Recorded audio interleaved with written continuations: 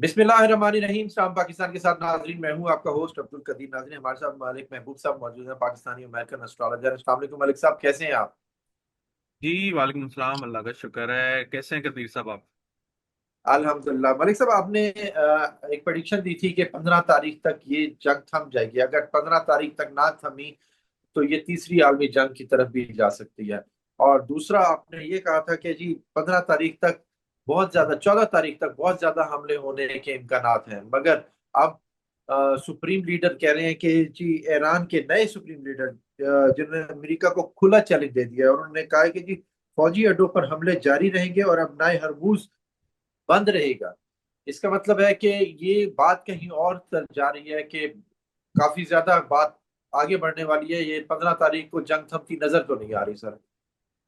देखें कदीर साहब, बात यह है कि जो मैंने आपको एस्ट्रोलॉजिकल एनालिसिस दी है वो एस्ट्रोलॉजी बेस है। मैं आपको बताया भी है, मैं करंट हालात के ऊपर तजिया नहीं देता हूँ और ना ही उसके ऊपर मैंने कभी काम किया है।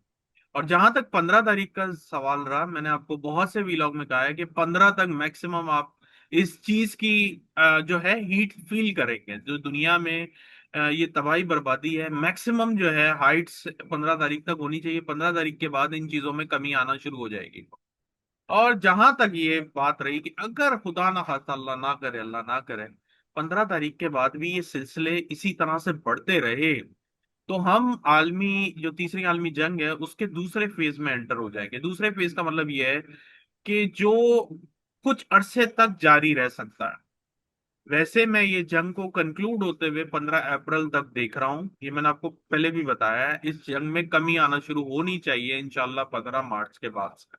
लेकिन अगर किसी भी वजूहत की वजह से, क्योंकि ये कैलकुलेशन का इल्म है, गैब का इल्म नहीं है, गलत भी होता तो मैं आपके सामने हूँ और बजाय बोलता भी हूँ कि ये आप पत्थर पे लकीर नहीं समझा करें। ये कैलकुलेशन होती है 60-70% ऑलमोस्ट करेक्ट होती है। उससे ज्यादा इसके ऊपर आप अगर इन्हिसार कर रहे हैं तो आप गलत कर रहे हैं। अल्लाह पे यकीन होना चाहिए। खैर, अ, अगर 15 तारीख के बाद ये मामलात मजीद बिगड़ते हैं तो फिर आप ये समझ जाइएगा कि हम तीसरी जंग अजीम के फेज नंबर 2 में दाखिल हो गए।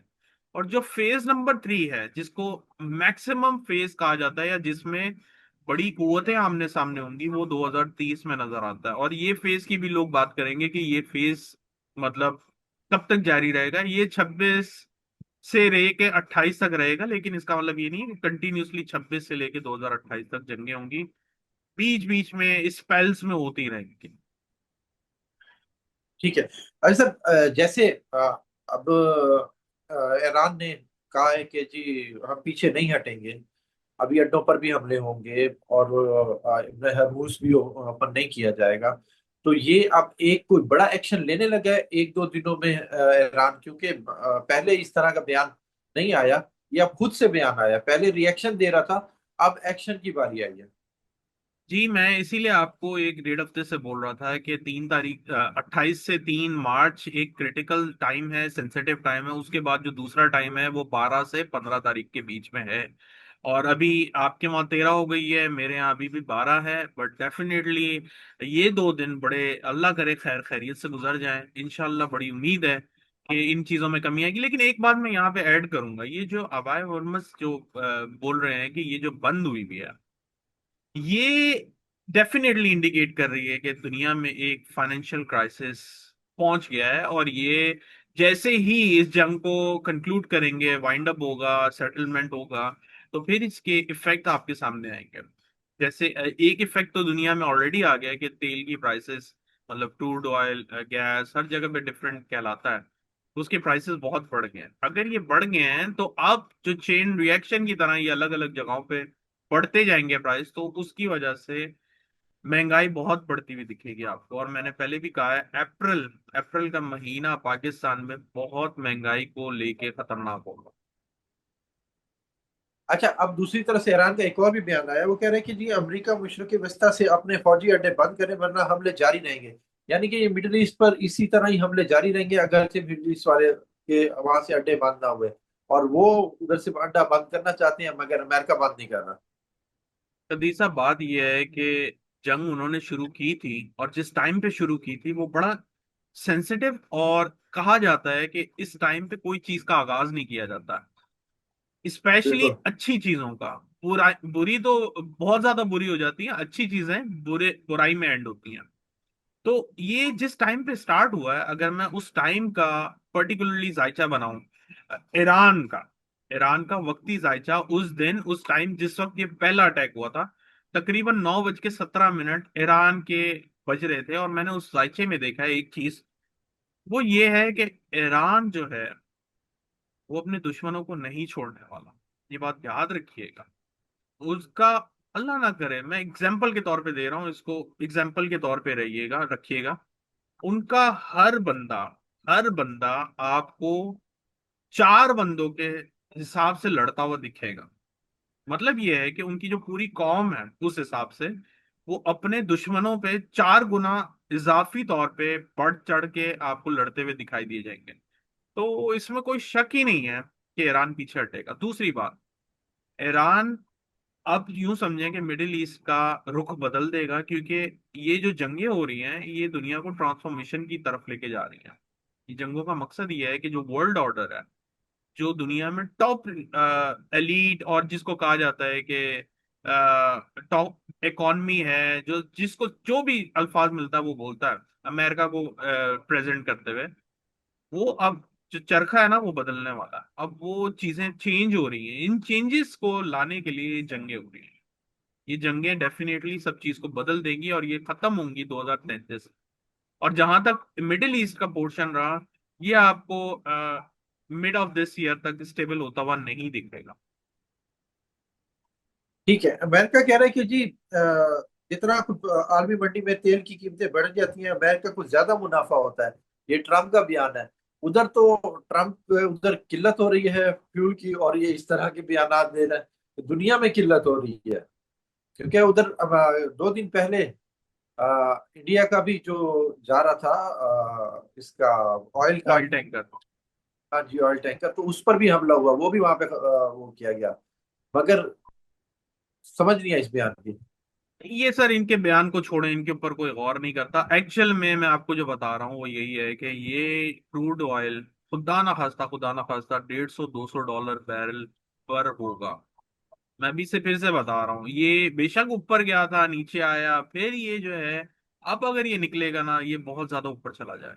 ये बात याद रखिएगा। ठीक है। अच्छा, हमारे वजीर आजम साहब शहबाज शरीफ साहब की मुलाकात हुई, सऊदी अरब पहुंचे हुए हैं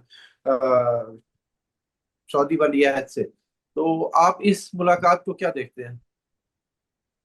देखिए, अल्लाह करे ये मुलाकात ही रहे, कोई अफतारी हो छोटी मोटी तो अच्छी बात है। क्योंकि ऐसा ना हो ये बोले आ जाए सर, आपने जो साइन किया था उसके हिसाब से परफॉर्म करें, जिसके खुदा ना खास्ता बहुत ज्यादा पाकिस्तान के जायचे में हालात दिख रहे हैं। अल्लाह करे मई तक ये टाइम किसी भी तरह निकले, क्योंकि स्टेबिलिटी के नाम पे और जो वहां पे उन्होंने प्रोटेक्शन दी हुई है और जो एमओयू वगैरह साइन किए हुए हैं, उसके नाम पे पाकिस्तान की तो बारी आ गई है। अच्छा सर, लास्ट टाइम उन्होंने बात की थी कनाडा के हवाले से कि वहां पर हमला हुआ। अब अमेरिका में भी यहूदी इबादतगाह पर हमला हुआ है। ये हमले इसी तरह छोटे मोटे चलते रहेंगे? ये ये हमले बढ़ेंगे। वजह, अब जो नया नई ट्रांजिट हो रही है 15 के बाद, उसमें सन सैटर्न के पास जाएगा और इसमें आम आवाम जो है ज्यादा शिकार होंगे इन चीजों का। इसके नतीजे में कोई एहतजाज भी देख रहे हैं? एहतजाज भी नजर आएंगे आपको पूरी दुनिया में, बहुत पूरी दुनिया की बात है। और पाकिस्तान में भी ऐसे लग रहा है कि पॉलिटिकल अनरेस्ट नजर आने वाला है आपको 15 तारीख के बाद से।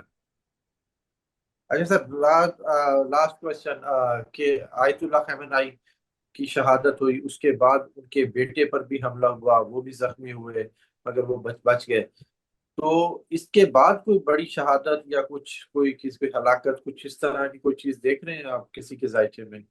अल्लाह कोई खैर बड़ा करे सर। औहदेदार? अब बड़ा बड़ा तो बड़ा कुछ होना है इस साल में, लेकिन इस माह में ये 15 तारीख के बाद जो है, 15-16 के बाद जो है, चीजें थोड़ी बेहतर होने चाहिए। और इसमें कोई ऐसा मेजर, खुदा ना खास्ता बहुत बड़ा वाकया नजर नहीं आता 16-17 के बाद। और मैंने जैसे बताया, अगर होना शुरू हो गया तो फिर आप समझ जाएं कि दुनिया जो है बहुत बड़े बुरान में जाने वाली है। आप कह सकते हैं कि अगले 48 घंटे बहुत अहम है, उसके बाद कोई सुकून हो जाएगा? सर 48 भी नहीं, 72 गिने, क्योंकि देखें मैं अभी एक दिन पीछे हूँ, आप एक दिन आगे हैं, तो उनकी वजह से हो सकता है 48 से 72 घंटे डेफिनेटली बहुत सेंसिटिव, बहुत क्रिटिकल हैं। और मैं इनको जो 28 से 3 तारीख की हालात थे उससे तशबीह दे रहा हूँ, या उससे भी ज्यादा। यानी कि इस बार ज्यादा कशीदगी हो सकती है, ज्यादा डेफिनेटली, बमबारी हो सकती है इसमें। डेफिनेटली, डेफिनेटली, क्योंकि ये जो दो प्लैनेट हैं जो आपस में जिन्होंने तबाही मचाना शुरू की थी, वो करीब आ रहे थे, तब ये वाकया हुआ। अब ये एक दूसरे के ऊपर आएंगे, जिसको कहते हैं कंजंक्शन। जो कंजंक्शन हो रहा है उसमें मर्क्यूरी भी रेट्रोग्रेड है, तो तकरीबन 3 प्लैनेट का कंजंक्शन है, जो कि डिजास्टर बन के निकल सकता है। ठीक है, सालसी का किरदार होता नजर आ रहा है किसी की तरफ से? सालिसी सर, आपने बहुत दफा पूछी है, मैंने अभी कहा है कि वो टाइम पहले था, अब चला गया है, अब इंतजार करें, अभी इतनी जल्दी नहीं आने वाली। ठीक है, बहुत शुक्रिया भाई साहब हमारे साथ मौजूद थे। ईरान इसराइल और अमेरिका जंग के हवाले से बात हो रही थी।